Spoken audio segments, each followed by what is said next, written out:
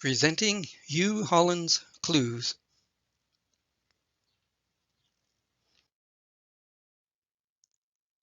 We turn our attention once again to Shakespeare's First Folio, published 400 years ago in 1623.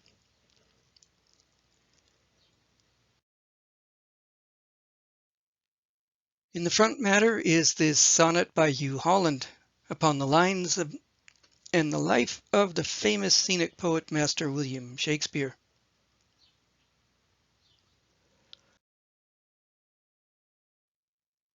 To investigate this, we are going to be using the 23-letter Latin alphabet Gematria values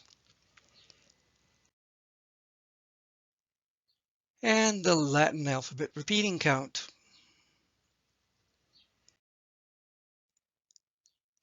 We'll start at the top of the page with the headpiece ornament.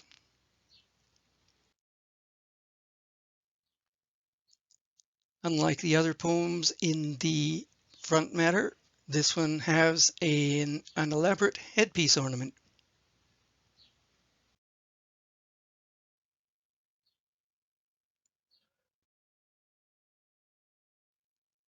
As you can see by the highlighted letters, we've got a stylized letter A on the left and another one on the right.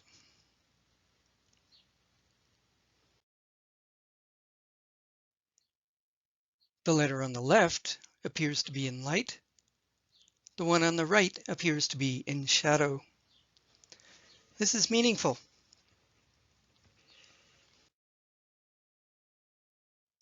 In The Secret History of Francis Bacon by A. Dodd, published in 1942, he notes,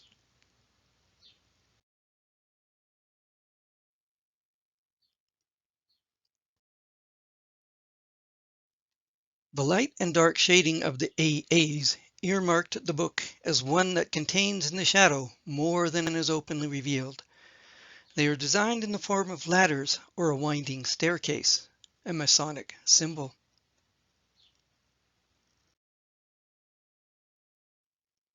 You can see clearly that in both letters we have extra lines, making the A on the left look more like a ladder. Similar headpiece ornaments appear on quartos of the period.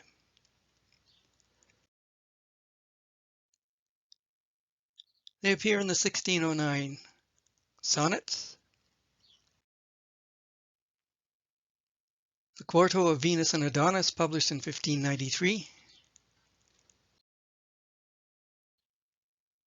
the book De Republica Anglorum Instauranda, published in 1579,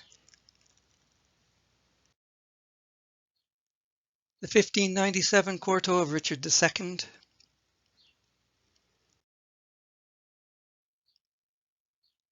it appears in Richard Field's printer's mark from Venus and Adonis and Lucrece from 1593 and 1594, and it's in Whitney's Choice Emblems number 53, published in 1589. As you can see, it's hidden in the middle ground of the little engraving.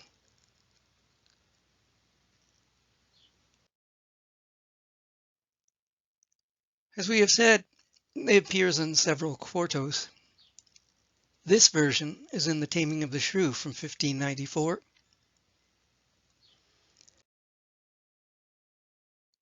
This one is from 6 other Shakespeare quartos from 1594 to 1602.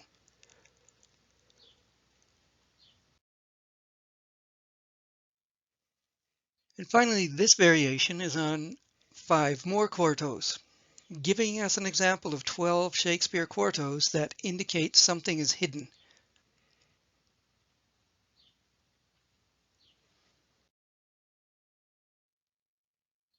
Next, we'll go on to the title.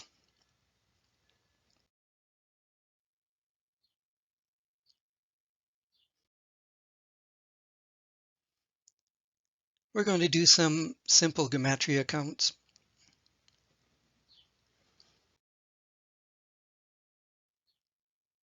The isolated uppercase V on the top line has the Gematria value of 20, equal to the letter V.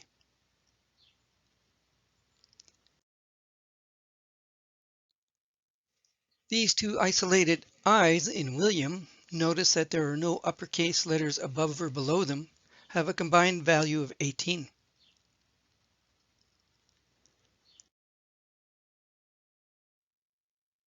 The two uppercase A's in the last line in Shakespeare, again, there's no uppercase letters above or below them, have a value of 2.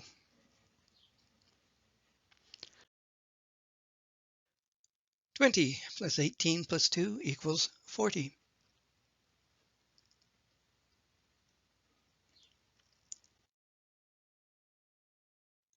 Let's add Gematria values horizontally. First, we have line 1.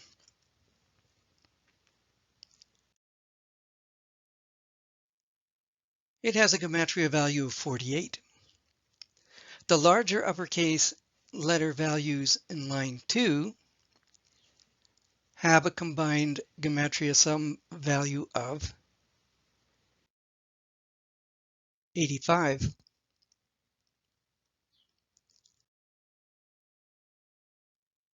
85 is 17 times 5.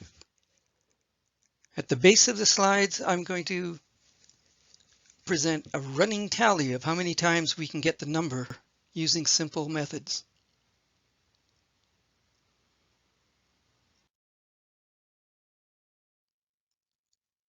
Adding the uppercase letter values in Shakespeare from line 3, we get 103.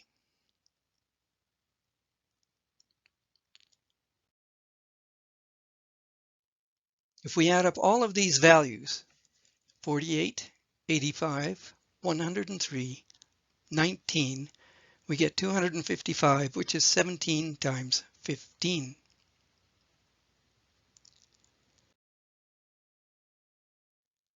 Remember that the uppercase letter values going horizontally in Shakespeare is 103, but also notice that the uppercase A, the second one in Shakespeare,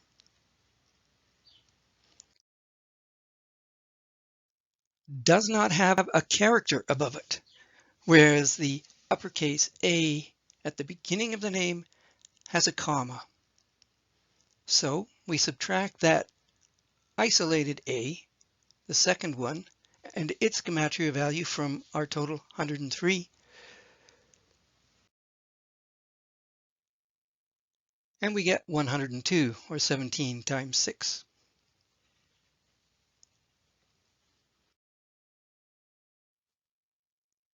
Now I'll present the ligature.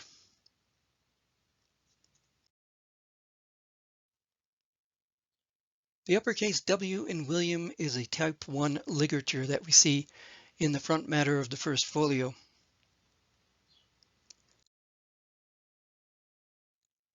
As you can see, the W's in the title page, Jonson's title, Hugh Holland's poem, and Digges' poem all have W's that appear to be two letter V's squashed together, whereas the W in James Mabie's poem is actually made up of two V's.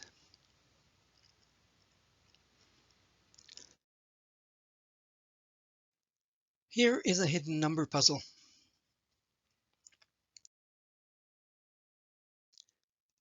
We treat these three letters as Roman numerals.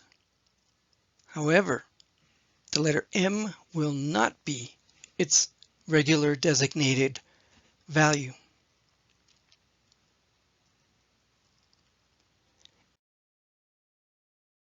If the man known as Shakespeare was a leader in the twice 11 brethren, as John Anthony and others have found,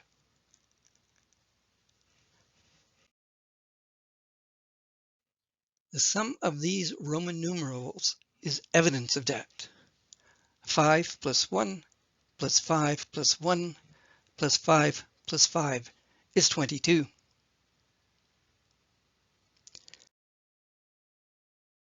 And it would explain why Holland called him master.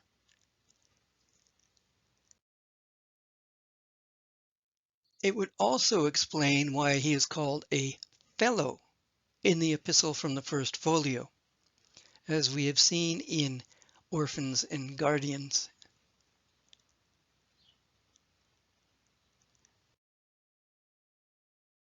It is the only logical explanation.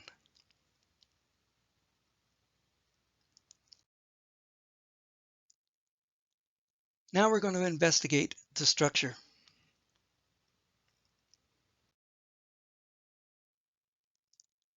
From the title to the end of the poem, we have 17 lines.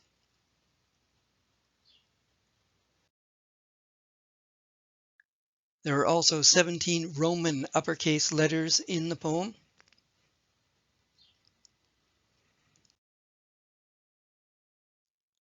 We have 43 Roman uppercase letters on the page or in the title and the poem itself.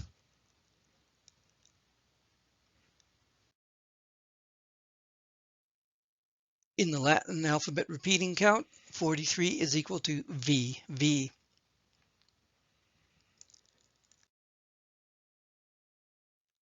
Shakespeare is also the 17th word in the poem. We have seen this before in Secrets in Jonson's Ode, Part 1.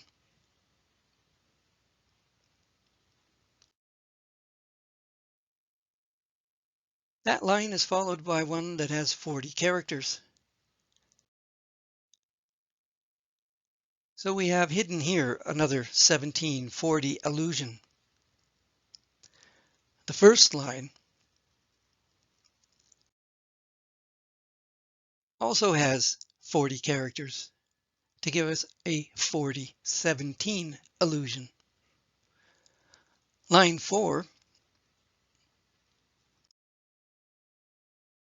also has 40 characters.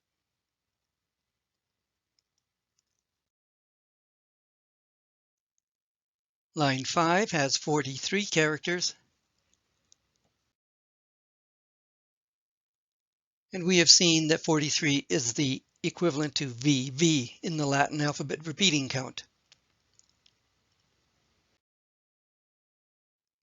There are 42 characters in line 6. And in that Latin alphabet repeating count,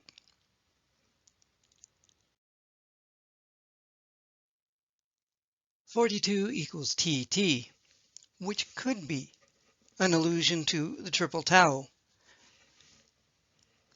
and a hint of God's hand in creating the First Folio and Holland's poem.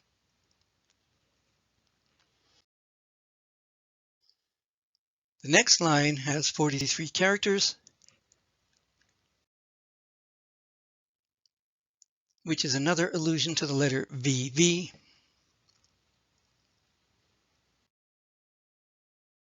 The next line has 40 characters again,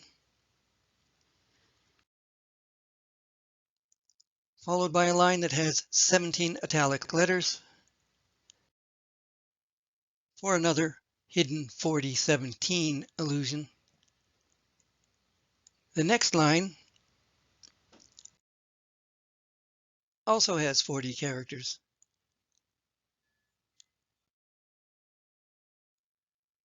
Therefore, we have another 1740 allusion in this poem.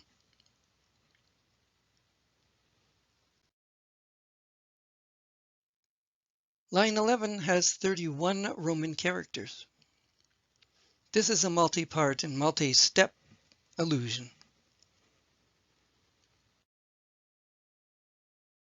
31 in the Latin alphabet repeated count is HH, and two H's are 8 and 8.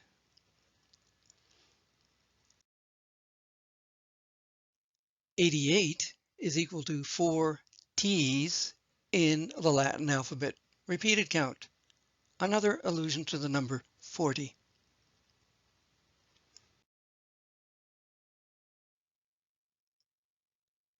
Line 12 has 41 characters.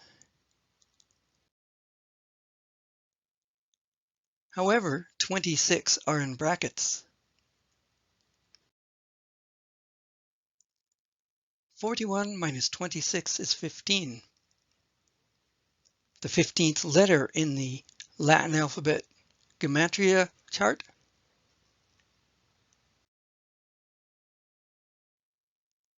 is the letter P. But when transposed into the Greek alphabet, the uppercase P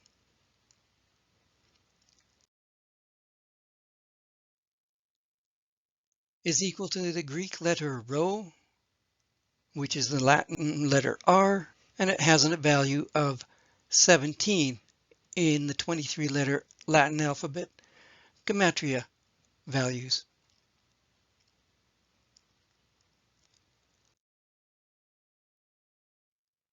Line 13 has 37 characters.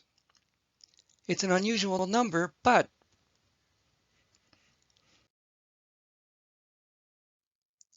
the Latin alphabet repeating count value is 00, and another authorship clue.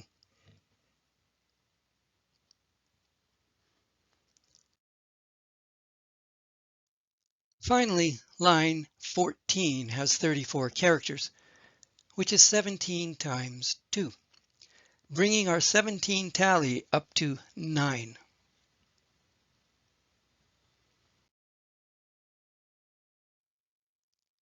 Here is a summary of the character counts per line.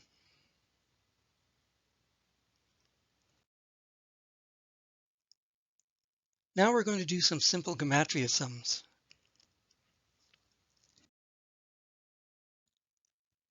We're going to start with the equal-sized letters in William Shakespeare. They have a Gematria sum of 171. But notice also Hugh Holland's name also has all uppercase letters. They are the only two names that have that feature. So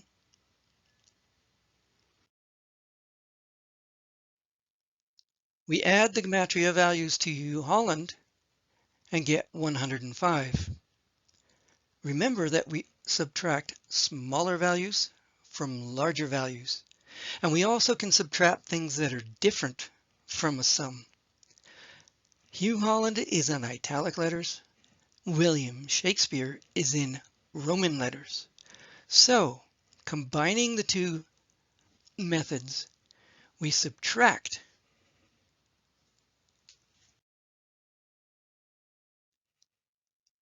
105 from 171 to get 66.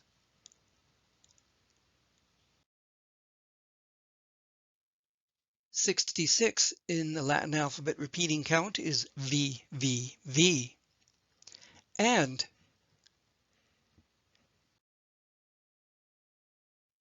it is also the number of rows on a full page in the First Folio.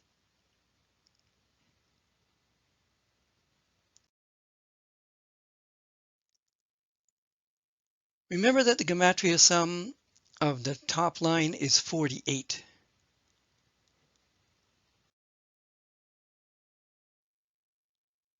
We subtract the number of words to get another authorship clue.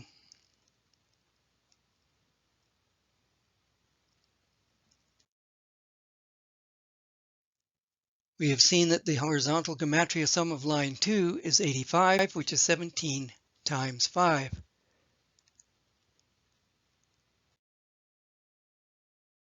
We subtract the number of letters from the uppercase S to the comma.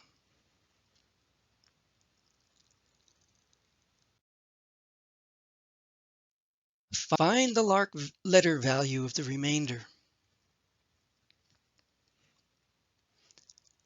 Next, we subtract this number of characters from that remainder. Notice how the words scenic, poet, and master are all jumbled close together, and the comma is quite in the middle, kind of bunched up as if it's one section of text. That is a clue we have to subtract this number of characters from the comma to the R from that remainder.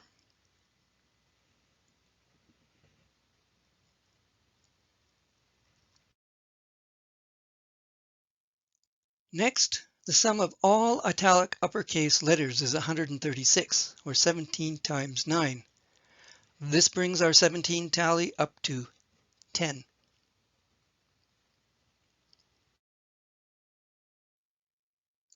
Let's look at the words.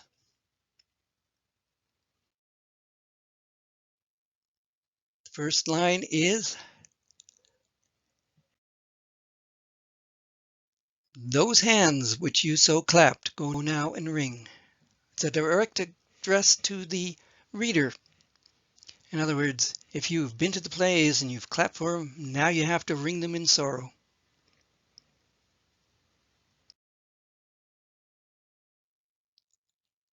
The next line is, "You Britons brave, for done are Shakespeare's days." "You Britons brave" is an appeal to English patriotism at a time when Spain was trying to get its tenterhooks into the English royal family.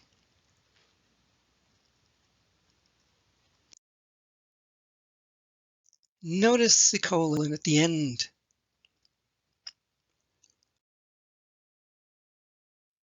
To me, it stands out because it is so far away from the S in days.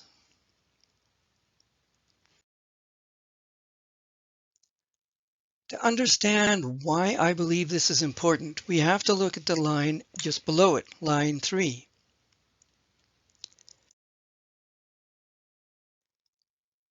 It says, "His days are done that made the dainty plays." The dainty plays is a reference to who he is.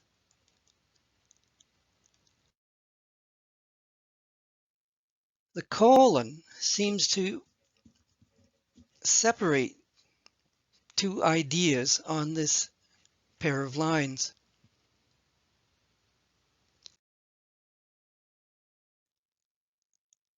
For done are Shakespeare's days, his days are done that made the dainty plays, gives us an example of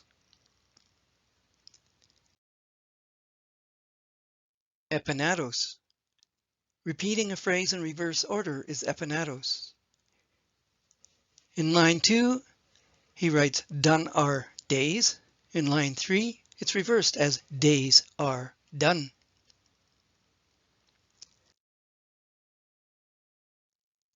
I believe that the odd spacing of the punctuation and the odd use of the comma in line 2 also give us clues that we have some sort of puzzle on these lines.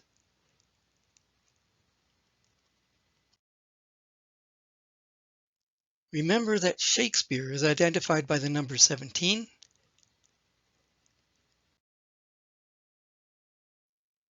And the man who made the dainty plays, whose days are done, is identified by the number 40. Once again, it's a 1740 allusion.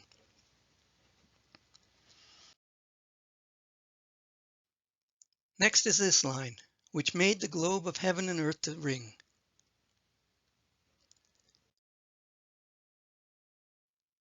We have a Gematria sum of uppercase letters of 47.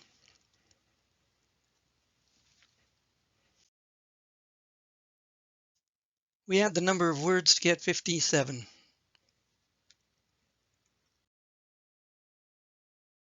"57 equals 17 plus 40 to add another number to our 17 tally, bringing up to 11.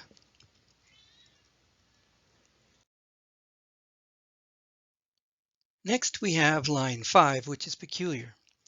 "Dried is that vein, dried is the Thespian spring."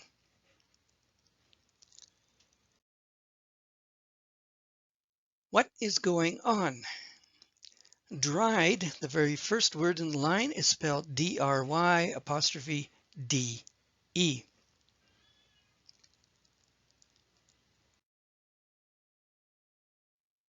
It is next spelled D-R-Y apostrophe D.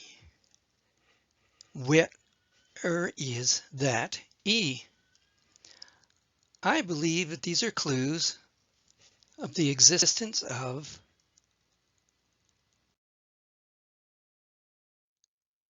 a hidden charade or charade.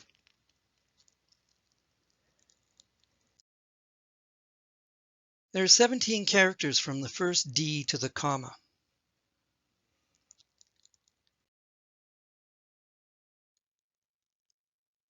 From the second D to the comma, the last comma, are 17 Roman characters. Remember, we are adding the same things up, counting the same things, Roman letters and Roman characters.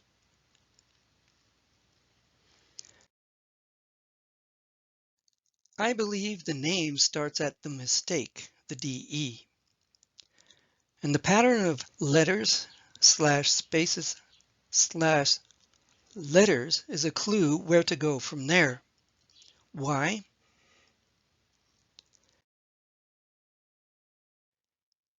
The lowercase e in dried is the 6th character.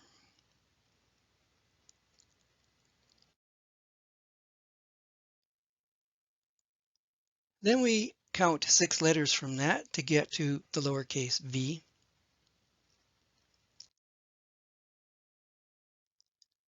Six spaces gives us the R in dried, the second R. 6 letters from that gives us the lowercase e just before thespian.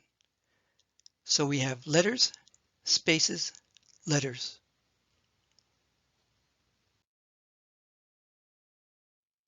Starting from the DE, we count 6 letters to get the V.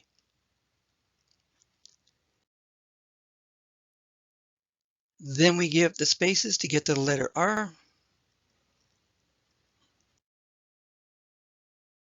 And letters again to get the letter E.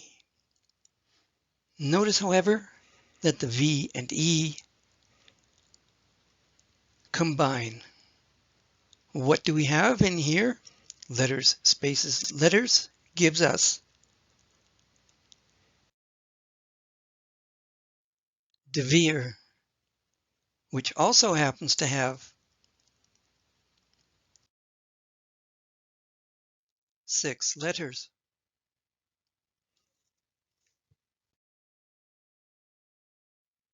The change of font is another indication that there's something going on. Thespian means acting. Actors always change their clothes when they're costumes, rather when they're between scenes or so on. Well, not always. But this is a hint that we are to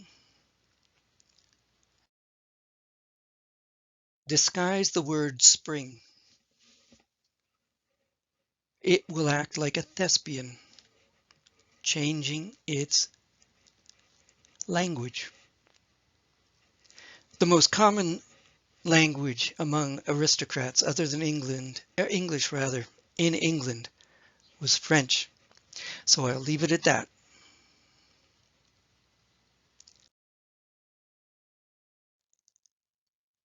The next line is, turned all to tears, and Phoebus clouds his rays. Phoebus was known as a patron of the arts, and it is another allusion to the true author of the plays in the First Folio. I have not yet figured out if there are any extra puzzles in this line, but I wouldn't doubt it if there were.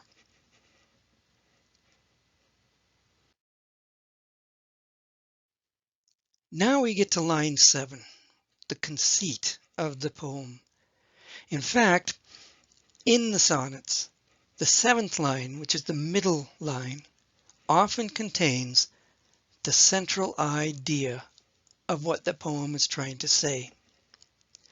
In this instance, Hugh Holland is talking about that corpse. We know that the author is dead, so that's not ambiguous.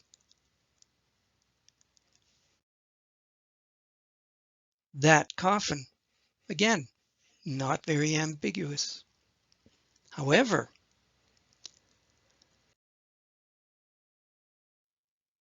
now bestick those bays is odd, because if you look at the Droeshout engraving at the very beginning,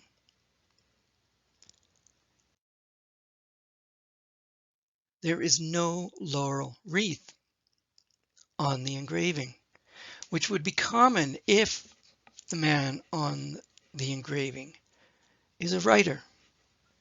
And here we see an example of it in the 1640 translation of The Art of Poetry by Horace, and you can see Ben Jonson has clearly got a laurel wreath. What I think Hugh Holland is saying with this line, the central conceit of the poem, is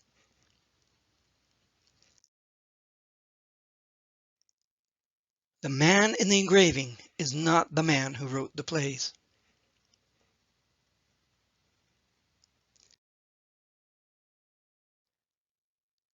Next, we come to this line,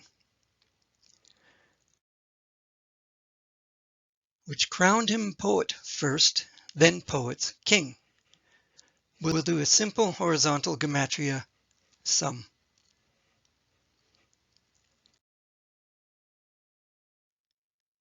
The uppercase W has a value of 40, as in 2 V's.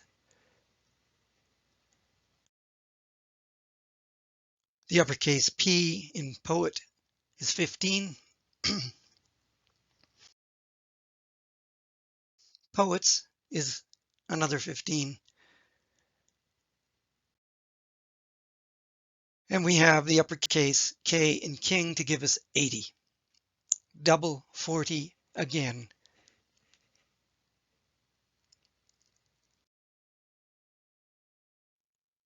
Next we have, if tragedies might any prologue have.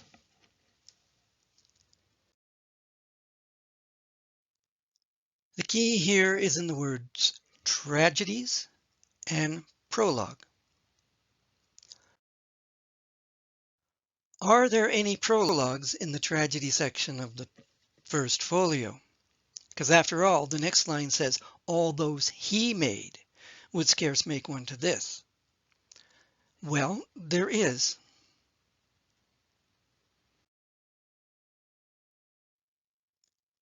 It's the prologue to the unlisted and largely unnumbered play Troilus and Cressida.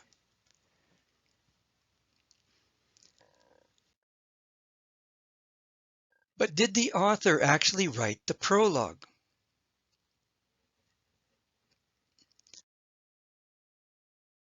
Lines 22 to 25 give us a couple of authorship clues.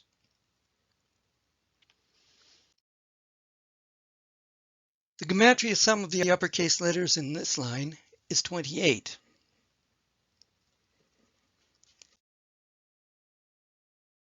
If we subtract the number of words, we get 17, a number we have seen often enough that we know that it has meaning.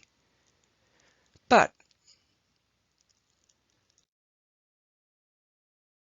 let's look at these lines a little bit closer. And hither am I come.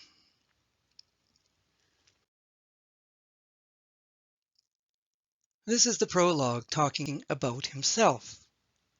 A prologue armed. He is armed with words.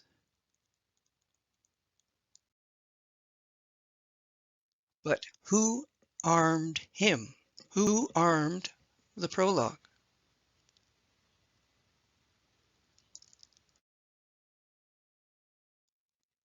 The next clause explains who.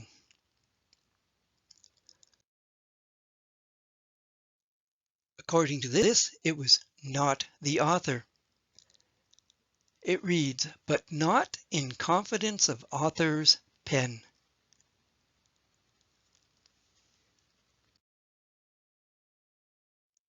The proof is in these plays from the First Folio. We'll start with Much Ado About Nothing, Act 3, Scene 5. Leonato is talking to Dogberry. Leonato: what would you with me, honest neighbour? Dogberry: marry, sir, I would have some confidence with you that discerns you nearly. In Romeo and Juliet, Act 2, Scene 4, Mercutio is talking to the nurse. Mercutio: yea, is the worst well? Very well took, a faith, wisely, wisely. Nurse: if you be he, sir, I desire some confidence with you. Finally, in The Merry Wives of Windsor, Act 1, Scene 4, Fenton, one of Anne Page's suitors, is talking to Mistress Quickly. Fenton: well, I shall see her to-day. Hold, there's money for thee. Let me have thy voice in my behalf. If thou seest her before me, commend me. To which Mistress Quickly answers, will I, i' faith, that we will. And I will tell your worship more of the wart the next time we have confidence, and of other wooers. Confidence here means talking to, having dialogue with. Not in confidence of author's pen means the author did not write the prologue.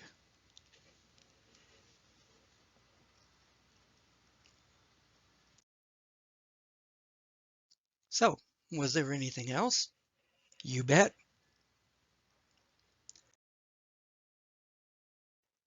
It was never recited before.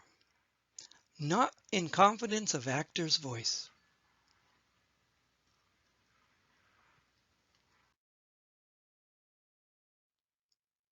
Next,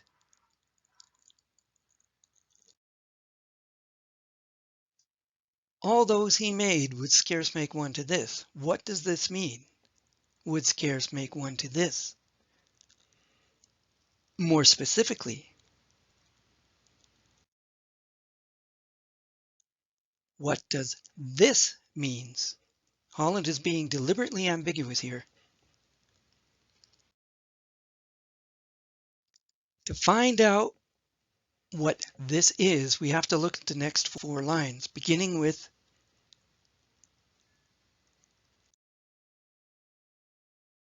lines 11 and 12.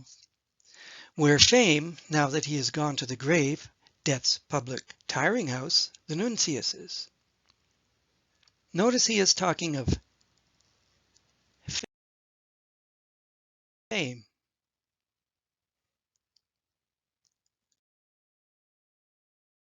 Now that he has gone to the grave, the author is dead.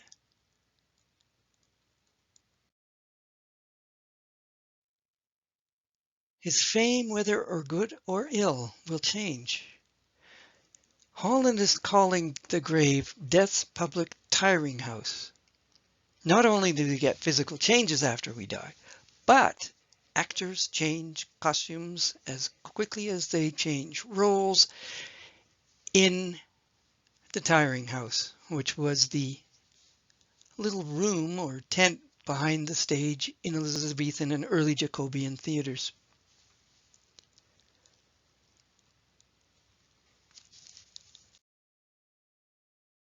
Fame will be the messenger. In fact, it's also an allusion to the folio.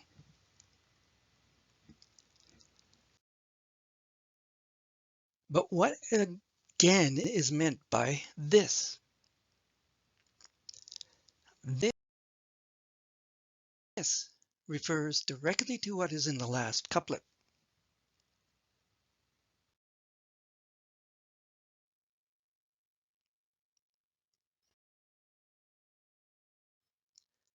For though his line of life went soon about, the life yet of his lines shall never out.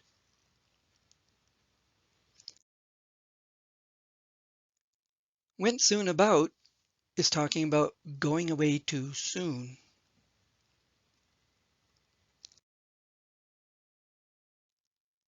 Life yet of his lines has a very interesting meaning here.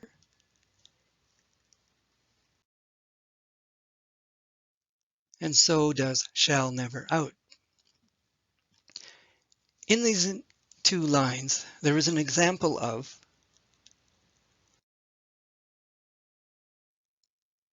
anti-metabole. In the first line, we have line of life, and then in the second one, we have life of lines, which is a reversal of the order again. Let's look at the lines in, or the meaning of some of the words in line 14. Yet has the alternate meaning of the word of in spite of, rather. Of means belonging to. Shall never out has an alternate meaning of shall never reveal, as in coming out of the closet, folks. So, my interpretation of these two lines, the final couplet, which sums up everything that was going on in the previous bits of the poem, is this.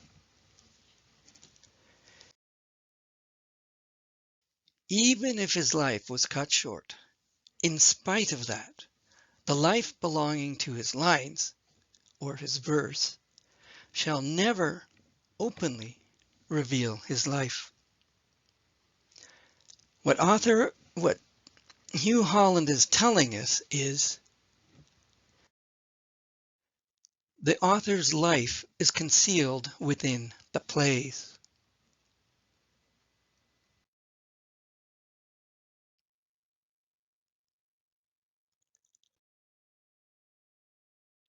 That is the hidden meaning behind this line. All those he made would scarce make one to this. This refers to the author's life.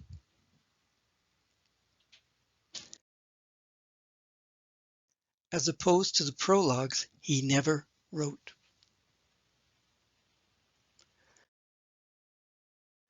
To sum up,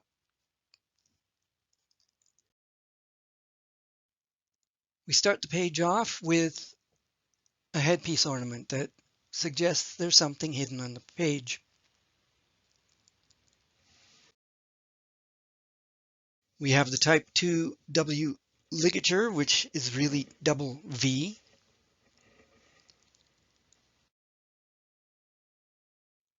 Among the 17 tally of 11 times the 17 appears, we have 17 lines from the title to the bottom of the poem. Shakespeare is the 17th word in the poem.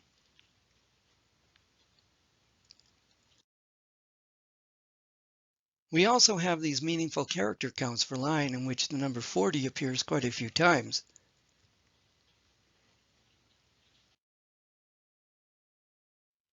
We also have the charade hidden in line 5 of de Vere.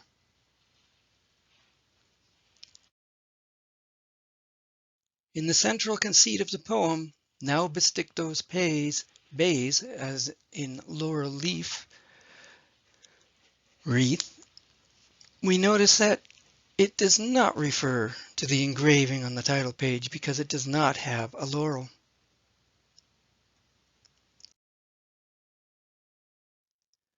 Who is in that coffin now bestick those bays is not the man on the title page because those bays are not on the engraving. But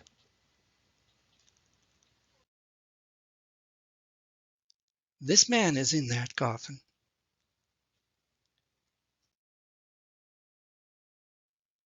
And his writing deserves those bays, the laurel leaf. And given also that we have a 17 tally of 11 times, the number 17 can appear through simple Gematria, sum, and counting puzzles, we can be rest assured that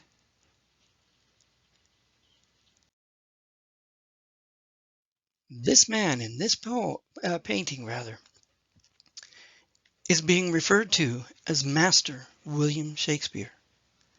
And this man is Edward de Vere, the 17th Earl of Oxford, who was Shakespeare.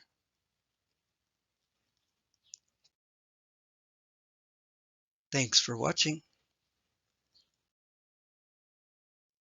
Stay safe.